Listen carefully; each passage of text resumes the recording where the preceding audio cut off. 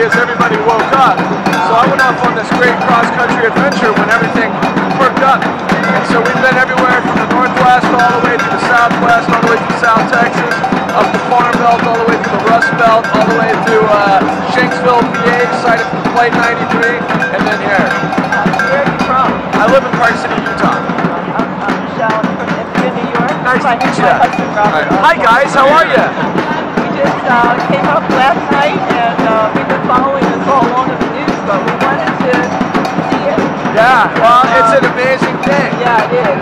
We came on, we got here on Friday, which day, the day after Zuccotti got busted up. And then we went on, did you go on the march? Did you go on the, oh my God. I thought their site couldn't find any information. My husband looked at it last night, there was something going on.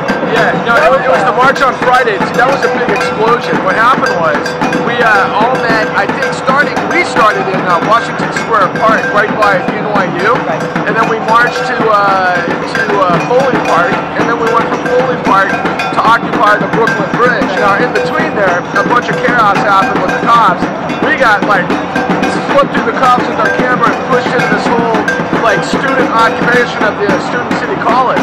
It was hilarious. I'm 43 years old. I'm here for a whole other set of reasons, right?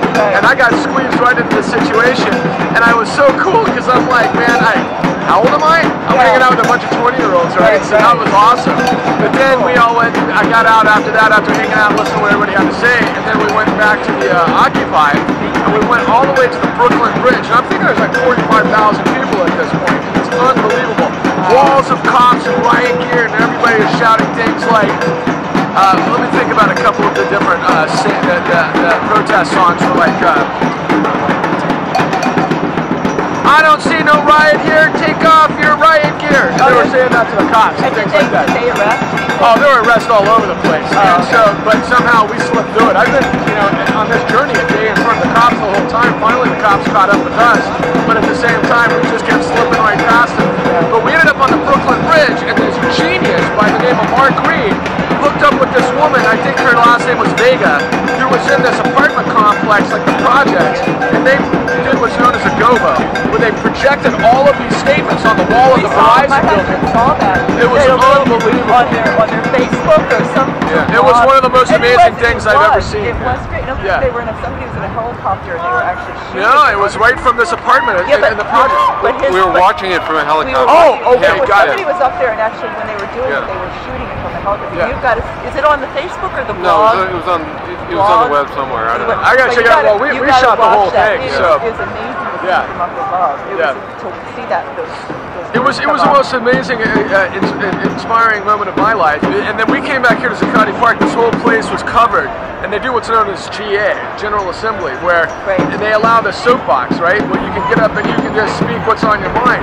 So I got up in front of 2,000 people, and I told them our story. And everybody repeats every little aspect of it. Right? So I got to hear the story repeat in my head, and I was like, I just testified, whatever that means, and I was like, oh, it was so beautiful. So, we saw a picture of the park filled with all the people. Yeah. It was amazing. It's happening. And this is the most important thing to know.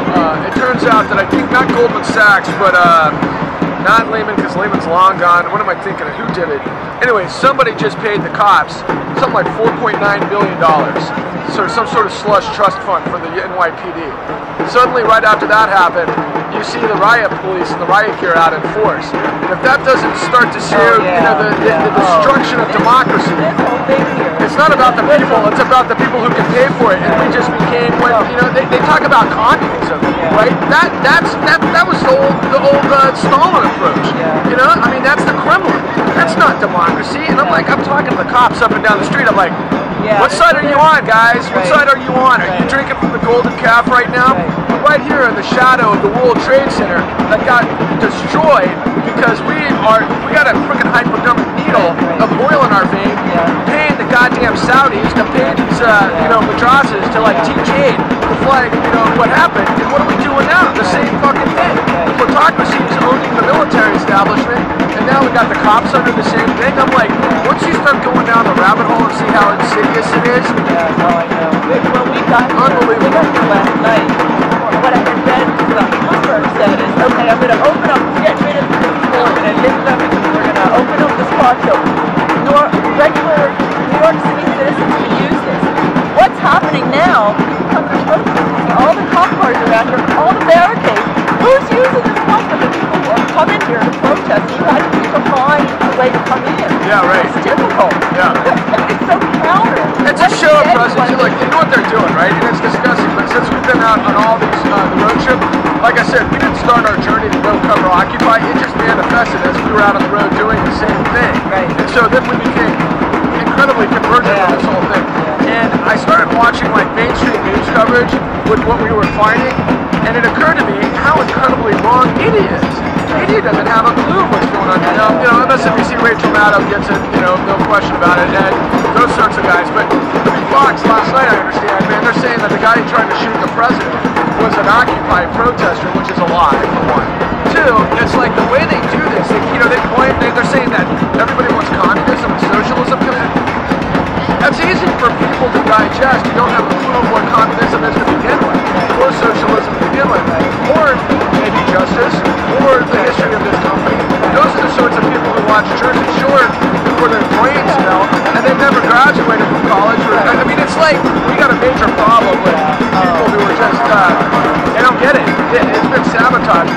That's why I went to go visit the site of Flight 93, because I wanted to remind myself what choices you have when you're hijacked. And that's what this whole process feels like to me. Yeah. What choices do you have when you're hijacked? I believe in nonviolence, no question about it, and I think that's got to happen. But I'm just wondering what's next, because, you know, in the cycles of history, usually after something as dramatically bad as what's brought this upon, usually there's a big next, and that's what I'm kind of curious about.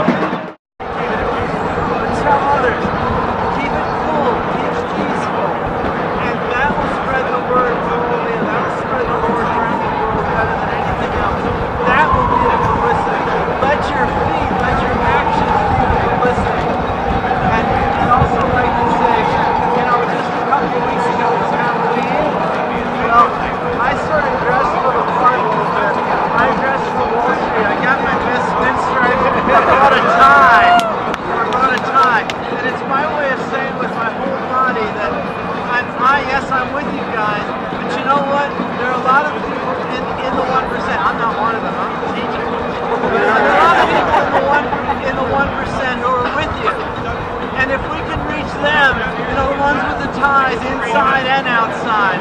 If we can say to them that we're doing it peacefully and we're all about fairness.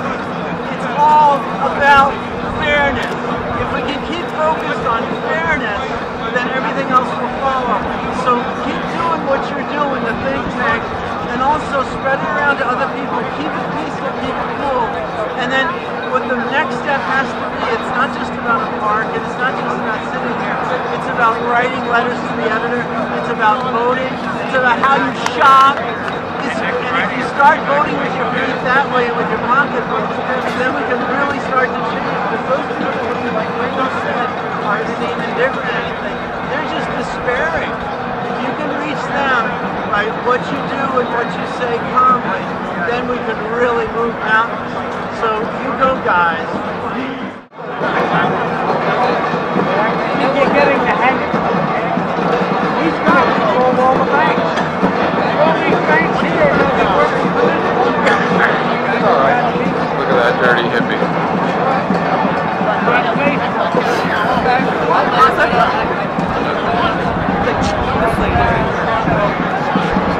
Another dirty hippie.